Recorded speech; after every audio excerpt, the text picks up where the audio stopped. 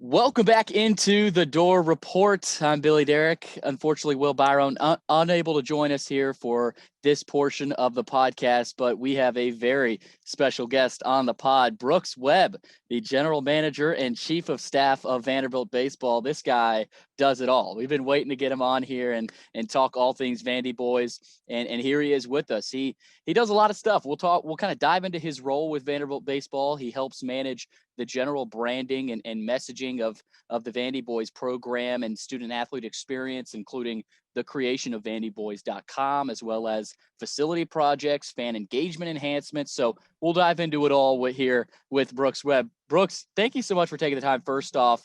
But how's this season been, kind of getting back to normal, and just how excited are you to get back to normal this weekend?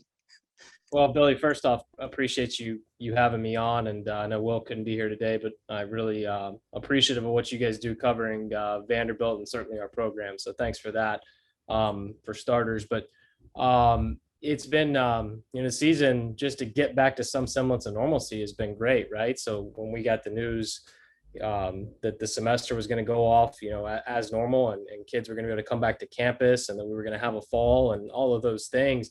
It's crazy to think that now we're entering the last weekend of SEC regular season play. So as quickly as it's gone, I think those are the things you look back and you just really try to value time that you have with your staff and with the players and with the people that are around you, because it's just gone so quickly. But obviously, this is the most fun time of year. Weather's starting to turn. It's going to be full capacity this weekend. So we're just hopeful that we can keep getting better and just enjoy each other's company. No matter how long we play. I think that's what you strive to do once you get to kind of May and June baseball. Yeah, this is the time of year, man, for a Vandy fan and college baseball fans across the country, that you really just love sitting down watching the games. We'll talk about what's going on with Vanderbilt a little bit later, but I want to talk about you and your role with Vanderbilt baseball. And you've been here, you're starting to kind of get comfortable with with your surroundings and what you've been able to do at Vanderbilt. It's been impressive, and the Vandy Boys brand, the way that's been able to grow is, as a Vanderbilt fan and person that's followed the program, has been nothing short of terrific, and nothing else to describe it. So how would you describe exactly what you do for the Vandy Boys? Just the role you have and how important your role is to Tim Corbin and this team. Well, those are all really nice things of you to say. I don't like to talk about me. I would certainly rather not. I mean, I think the bigger, the bigger thing when it comes to our program is just that there are so many people and chapters that like make up this book, right? That make up the Vanderbilt baseball or the Vandy Boys book. And yes, it has developed into a brand. And I really think, in the last 4 or 5 years, it has certainly taken off as we've kind of adopted that as our mark and kind of, what we are identified by in many ways. And I think that's cool, because I think that's unique amongst college athletics. I don't think there are really many programs that, have a logo that, ultimately they kind of rally around, but it's so much more than a logo. I think what it means to us internally, and the definition that Corbs has kind of, written for what it means to be a Vandy boy, is special and unique to our group. And I think it's something that our guys take to heart. Now, is it something where they're running around calling themselves Vandy boys all the time? No, it's not that, but it is more of an identity for them, and certainly something that I think our fans can rally around. And as far as my role, it's evolved a lot over time, really since I got here in the fall of 2016, Billy. But I'm lucky because I have a lot of people around me that really care a lot about our kids. And I think that's what it comes down to. I think I'm a very competitive individual. I think you have to be successful in college athletics, but specifically in this building, if you want to work for Vanderbilt baseball, I think, competitiveness and drive and details, those are at front and center. And if you can't really dial in on those things, I don't think you'll have a lot of success here as a staff member or as a player, because we've got the best leader in Tim Corbin in my opinion, to ever do it in all of college athletics. So we're lucky. We're lucky that we have the resources that we do and the people that we do. because you can't have success without having the right pieces to the puzzle. And I think when it gets down to, when you mentioned the brand and the growth of the brand and the things we've been able to do, you've got to have investment and buy-in from a lot of other people as well. And I think with our communication staff, our social media staff, and there's too many people to name, and we've had some turnover in those areas, really since, Vandy Boys kind of became a thing, way back, I think 2011, when one of the Yeah. players came up with, or might have even been a few years before that, kind of came up with that name. But as it's developed over time into a mark and into a brand, there's been a lot of folks who have helped write the words to those chapters that ultimately kind of make up our story. So that's been a lot of fun to watch and kind of have a front seat to, and at times kind of hold the steering wheel with, and hit the gas pedal when we need to, and let off as well when we need to do that too. So it's something I don't take for granted. I'll tell you that. I don't get, you mentioned the word comfortable. I'm not comfortable any day. You don't get comfortable. I don't get comfortable. Corbs told me one time, a few years ago, he said something to the effect of, he approaches every single day like someone's trying to take his chair.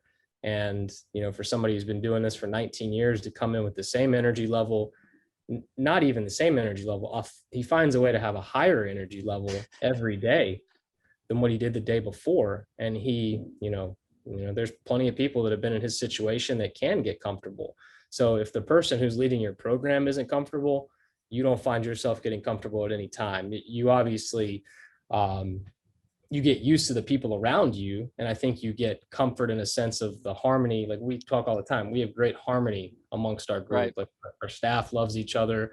We hang out with each other's families. I mean, we've got a very nice thing when it comes to that. But as far as comfortable in a sense of things are just going to take care of themselves, or we're just going to have success, that doesn't really cross our minds, and certainly doesn't cross my mind when it comes to the areas we want to stay competitive in, like how we improve the student athlete experience, do things to make our the lives of our our kids better on and off the field, and certainly growing areas that either can help the fan base grow, to make our game environment better, or certainly in the communications and marketing piece as well, because I think you can apply that same level of competitiveness in those areas as we do on the field. Right. Now, you talked about how as a player that came up with the name. Was that one player, or was that a group of guys? And do you remember exactly, how it started and how it was received? Was it something, this is going to stick, or was it kind of slower developing? Yeah, that was before my time, Billy, Right. but I know that I think Adam Sparks wrote an article on it. And Adam's done such a good job of just covering Vanderbilt for a long time, and and really helping grow our program too with his reach. But he wrote a story on it a few years ago, just kind of on the inception of it. I think it was Mark Lamb, who was a reliever here, Okay. and was actually a very good pitcher. Was drafted by the Braves. He lives here locally now. I actually played against Mark when I played at Birmingham Southern. We faced Wow. each other, shared a bus actually, and played against each other in the American Legion Southeast Regional World Series or something Wow. like that. He would play for the Columbia, Tennessee team, and I played for the Tuscaloosa team. But just a side note about Mark, because I knew him well before I Yeah. ever knew I'd be at Vanderbilt. But I think Mark and maybe a couple other guys on that club kind of came up with it and started referring to themselves as that. And then over time, they started using it as a hashtag. And then over time, I think the team adopted it. And Corbs has said before, when he first heard about it and saw it, he didn't love it. And then really after Donnie passed in 2016, it's something that I think more or less he really started to understand kind of what it actually meant. And then Right. it had a deeper meaning than just being a logo or a hashtag. It was like I mentioned earlier, it was an identity. It was something to model. It was something to pass down, and it was something to kind of live by. And to some people that might sound silly, but for us, and I think for our guys and for our staff, we just try to own that and uphold. Certainly if players before who were more foundational in nature that had success in their own right, but certainly allowed us to get to where we are today. If it's something they came up with and our guys like it and our fans are attached to it, then I think we have an obligation to continue to push it forward in the right way. Yeah, I think you and a lot of other people would agree that the Vandy Boys terminology and what it means wouldn't be possible without the alumni. And you just talked about it. Mark Lamb, a guy from 2011, came up with it, and Sonny Gray and David Price. I could go on and on about how these guys have also latched on to this name, and it's become, you talked about it, the identity. So how important are those alumni, playing in the pros right now, even in the minors? And what are some of the things you guys are doing with them in terms of helping, everyone grow, helping this brand grow, and some of the initiatives I guess you guys are trying to implement with a lot of these guys? Well, I mean, I just think it gets back to relationships. We want those guys to always feel like this is their, not just their second home, but this is their home. A lot of Right. them aren't from Nashville, and when their time here at Vanderbilt is done, whether that's after they get drafted or graduate, many of them choose to stay here, and I think that's very unique and very cool in a sense that it's like the yearbook never closes. And I Right. think having an alumni pro locker room where they can come back and train and have access to the facilities, that's something Mhm. we've done for a long time, and something Coach Corbin was really passionate about way before we had the facility we sit in today, where he wanted them to be able to see this as an extension of their development. When they were done developing, as a Vanderbilt baseball player, they still had the opportunity to come back here and be a part of this environment. And that is, I think that's one of the coolest things about our program, is that in the Mhm. off season, we'll have 20 to 30, professional guys that are back here in the weight room every day, in the cages, down in the pitching lab. And it's not like they're interacting with our current guys every day, but there's enough interaction and enough vision where you can see, okay, this is different. Like these guys, how they operate, how they work, there's a reason why they're at that level. And Right. again, back to something that Coach Corbin says all the time about modeling behaviors and just how you see work ethic and how you carry yourself, how you speak to other human beings, just things that get passed down as you continue to gain life experience. I think those are all really important things that our guys that do go out in the professional world, and professional baseball specifically, they're great representatives of this program because of all those lessons that I hope they learned here, but also they continue to get better with maturity and with age. And that's a cool thing for our players and our staff to see and look up to and admire, because the story in professional baseball, I think, is probably the deepest and most unique amongst any college program in the country, because you've got guys that have experienced success for a long time, like a David Price. Mhm. And then you've got, players that are on the cusp of the big leagues, and first round draft picks like JJ Bleday and Austin Martin, who are more recent. And then it's not like you can pick a top, and like if you're in the big leagues, like that's the cream of the crop, right? So it's not like even the ones who are up there that aren't everyday players like a Walker Buehler or Dansby Swanson, Yaz, it took him Yeah. longer to get to the big leagues than most. He was one of the best players in all of baseball last year. Kirk Mhm. Casnally's been an excellent defensive catcher for a long period of time in the big leagues. And the list goes on, where most places, can only talk about a handful of guys. Right. I think that speaks to the depth of this program, and hopefully what it sets these guys up for, no matter where they're drafted, that they have a really strong foundation that can help them, achieve their goals professionally once they leave here. Boy, I could sit here and pick your brain all day about, the Vandy Boys and the Bigs and everything that goes into that. But there is a season going on, and Vanderbilt ended up losing this past weekend in Oxford, and obviously just a tremendous atmosphere. From my point of view, that was the best atmosphere of the season for this team to be able to play in, and it was fun to watch. Friday night was awesome. Saturday was obviously an offensive display. Sunday, the team battled. So I guess what I'm asking here, what did you learn from this group after the weekend?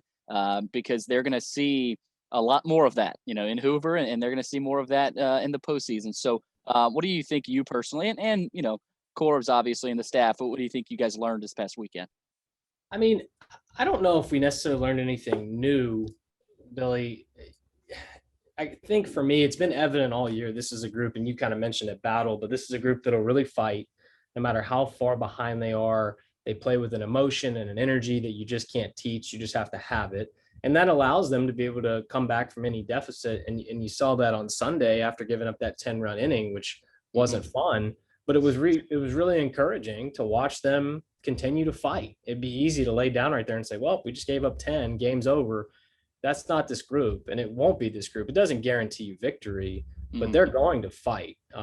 So as far as, things that you may have learned, that was good for it to just be reaffirmed to us, because this is a mentally tough group.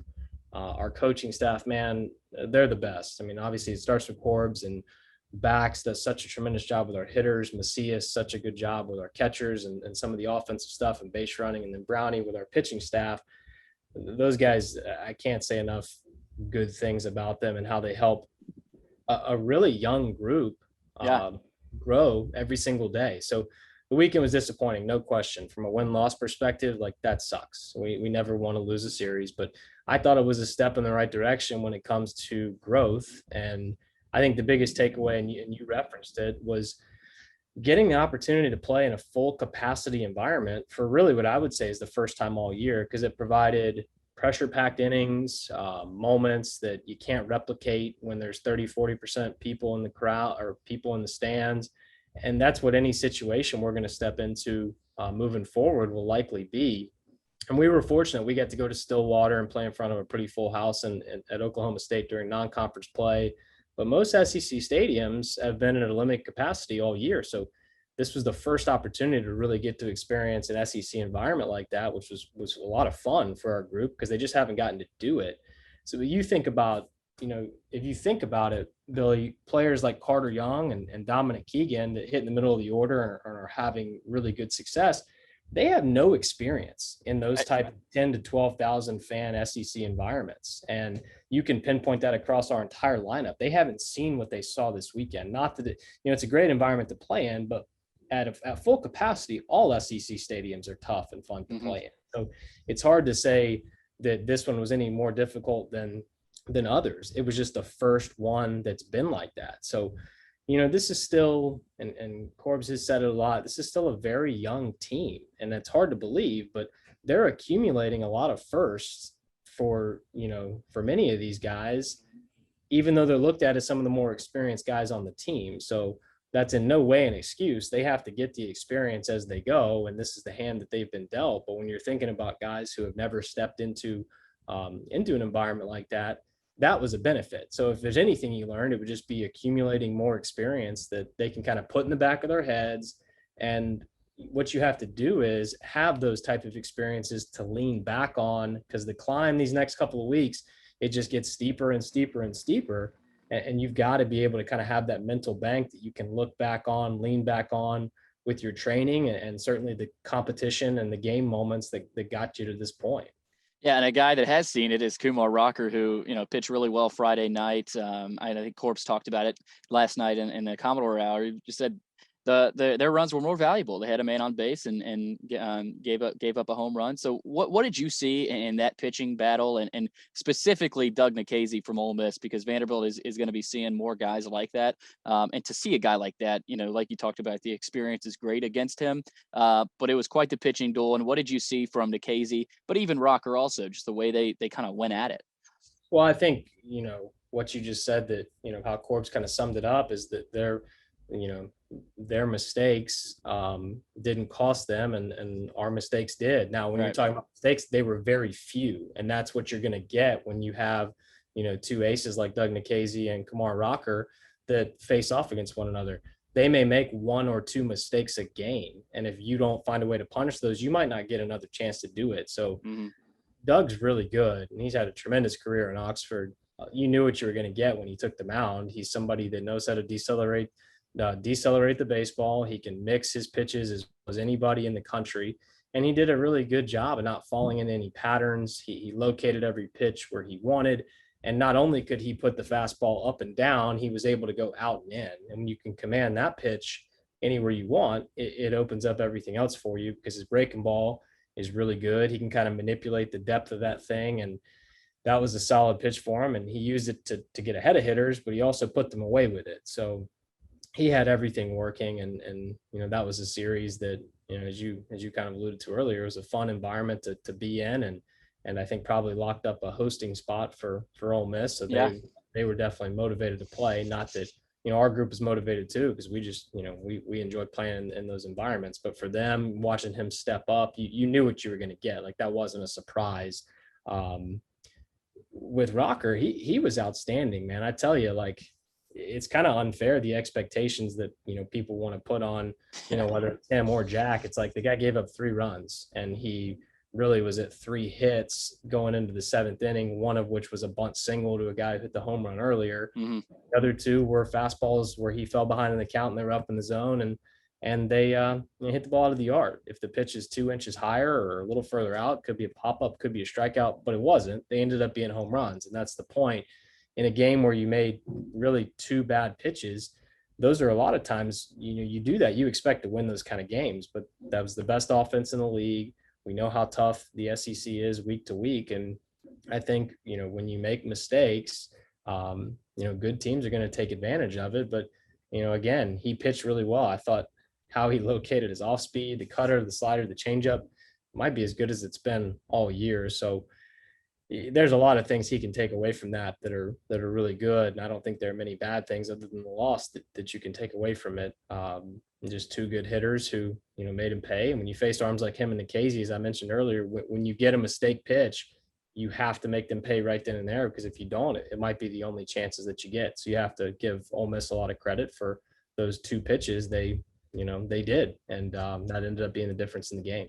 Yeah, and after Friday night, team heads into Saturday with a little bit of pressure, and it was really interesting heading into Saturday to see how this group was going to respond, especially offensively, but also Jack Leiter after the break last weekend. Just really looking forward to seeing what he was able to bring, and he brought it. He brought the heat, and it was fun to see. So from Jack's point of view, how impressed were you with his ability to bounce back? And then, yeah, he was struggling a little bit, took a break, and he was able to bring it against a good team on the road. So what did you see from him in particular in the offense? I mean, we tweeted out after Carter Young's Oppo Taco, this is getting ridiculous. So it was, the bats are flying around, especially on Saturday. So in terms of offensively, what did you see? And then from Leiter, how impressed were you with him? Well, run support wasn't lacking for Jack on Saturday, so I'm sure he appreciated that. But that's how the game goes sometimes. Just as easily we could have scored 13 runs on Friday, and Rocker could have won 13-3. So that's just how the game goes sometimes. Yeah. Jack was really good on Saturday. It doesn't take a rocket scientist to tell you that. I mean, look at the stat line and don't even watch a video, and you're gonna say that guy pitched well. The fastball was explosive. I thought it got better as the game went along. The biggest thing was his demeanor was excellent. You mentioned he took a week off, which is true. And I'm sure for him, he wanted to pitch, and he got a chance to come back against Ole Miss, and just his mindset, I think his work that went in over the course of the week, put him in a position to succeed as he's done most of the year. Every time it seemed like he allowed a guy on base, he had a couple of leadoff base runners. He got himself locked right back in, got back into the count, grabbed, an 0-1 or found a way to just not fall behind the next guy. And the way he was able to get, I would say, swing and miss, but also land his breaking ball was a big step forward, because you got to really see another glimpse at that next level he can take himself to. Because even in his ridiculous, no hit stretch, he would tell you, I think he said it to the media, like he didn't really have his breaking ball. He could throw it in counts where he wanted to or where he needed to. It was more fastball reliant. And when you face good teams, they're going to hit, fastballs that are misses, as we alluded to earlier, especially as you get toward the back half of the season and guys are still trying to figure out the ebbs and flows. So to tap into that like he did, but also have the fastball that was still reaching 97 miles an hour. You're not going to find many guys like him that can do that. So good. If you want to call it a bounce back, I guess you can, but at the same time, like that's what he expects from himself. So I think he would just tell you it was another, just another start. And he did, like I said, didn't disappoint.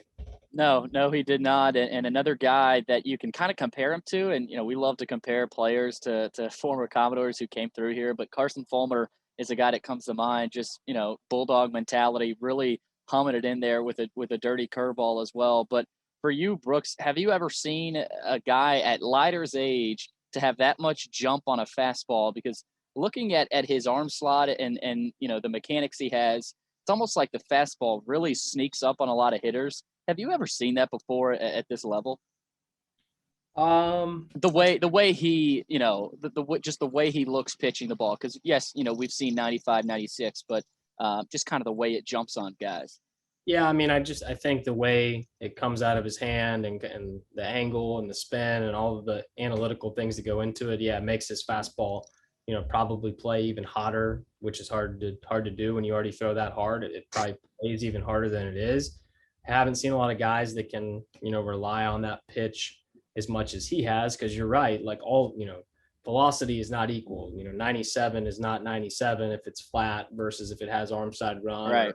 or it has some spin that makes it appear to rise in a sense. So no, probably not. I think there's guys that are capable of doing that, and we've got some guys that, Hugh Fisher, he's a guy that I think when his fastball's on, I mean, he can be mid 90s with just a ridiculous amount of life. And you watch some of these guys in the big leagues and they're throwing 100 miles per hour. The balls are left turn and right turn that I just don't know how any hitter finds a way to square it up. But yeah, you're right. I mean, Jack's fastball, I think, is what is the separator for him. And Rocker too, when his fastball's on and he can locate it, not only when it gets up into the kind of the mid upper 90s, but also when it's a little bit less than that because he's trying to get more life on it.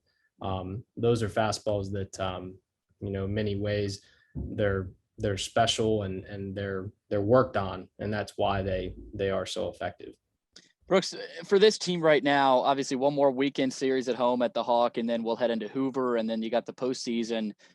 What would you say has to happen for this team? And I know, it's kind of a practical question, but in terms of kind of reaching a goal and achieving a goal, what has to happen for this team to have confidence and have the confidence of the fans, because fans are confident right now. They trust Corbs but they know this team is young. So from your point of view, what is there something that has to happen and you have to see from this group, or is it just kind of we got to execute, we got to go out there and do what we can do? I mean, I really, not to be too coach speak on you, Billy, but at the end of the day, like, we don't really think about goals or what's next or necessarily where we want to get. I mean, everybody knows kind of what it takes to get to the end and have success. These next few weeks are so fun, yet so difficult at the same time. It really is going to come down to how you handle the days in between the games, and then how you can use these remaining competition segments to gain some momentum as you get into the SEC tournament and you get into regionals. And to enjoy it while you're doing it, because this is a game, right? It's fun. And no matter how it ends, it goes incredibly fast. And to make it to June in college baseball, it's very tough. Only a few teams get to do it. And once you're there, anyone can do anything, no matter how talented your team is. So to even get to that point, it takes a really mature group, very disciplined group, and you have to be playing your best baseball at the right time. And you've seen that happen with Vanderbilt teams in the past that found a way to play their best baseball at the very end, some that were very consistent all the way through, and then some that weren't. So you just have to get yourself there. And I think when I mentioned taking care of the days, in between the games, the work that you put in on the field and taking and off the field, taking care of your body and the recovery to put yourself in that position to be, feeling your best towards the end of the season, that's not easy. And those are usually the separators, I think, for the teams that really know how to handle their business once classes end, and they really are just focused on their team and the decisions they make off the field. Those are the teams that'll have a lot of success in June. Real quick here, Brooks, obviously you got Kentucky this weekend, FIU tonight, 6:30 at the Hawk. The promotions are going to be really fun for these fans. Obviously got a Tony Kemp bobblehead giveaway on Saturday, and it starts on a Thursday night with game one with the blackout at the Hawk. A lot of people obviously excited. Again, we talked about it at the beginning, but what does this mean for the guys? How excited are they? And what kind of an atmosphere do you expect at the Hawk? Because we haven't seen a 100% capacity this season. So how confident are you that the Vandy fans are gonna be loud throughout this weekend series? I couldn't be more excited about it. It's been a long time coming, and I know there's been a lot of frustration for people along the way, for us too, and for our team. But this weekend is a great way to not only wrap up the regular season, but you get a chance to honor some really special seniors and also welcome a tough Kentucky team. And then you mentioned the giveaways and the blackout and all the things that we haven't gotten to do all year. So that's exciting for a lot of reasons. Been waiting to give that Tony Kemp bobblehead away for a long Yeah, time. we've been waiting on it. Yeah, it's pretty cool when it's of his like the catch he made, the diving catch he made in left field. Oh man. Not your standard bobblehead, so it's pretty cool. But you know, I think the biggest thing, honestly, is just you know feeling that sense of normalcy in a year that's felt anything but normal. You know, you go to Alec Box Stadium at LSU and it's half full, and it just doesn't feel. You're glad you're playing, but it doesn't feel like what you're used to it feeling like. Mm-hmm. And these kids deserve that, man. They've been through. Everybody's been through a lot, but they've been through a lot. A lot has been asked of them when it's come to the protocols and testing and all the things that we all signed up for when we said, yeah, we want to push this thing forward. But it hadn't been easy for any team across the country. So I think for any school that's getting to play in front of 100% capacity, that's well deserved. But it's also deserved for the fans because they've had it taken away from them too. So really, it's been since what, June of 2019 since we got to Yeah. experience the Hawk at full capacity. That's crazy to think about. I know our fans will be excited. And you think about this too, man, like many of our players, they've never seen Hawkins Field as the environment that we all know and love when it's at Right. its best. So it'll be a special weekend because it'll be a first for a lot of these kids. Like Jack Leiter, the biggest crowd he's probably seen at Hawkins Field was when he pitched in the fall game against Michigan when the infield was completely full. So Right. he hasn't even gotten to necessarily do that yet. So you're just thinking about guys like that and you know our freshmen and the sophomores who they never got the conference play last year. And what I hope is that this will be a weekend where the fans bring a lot of energy, can be a difference maker.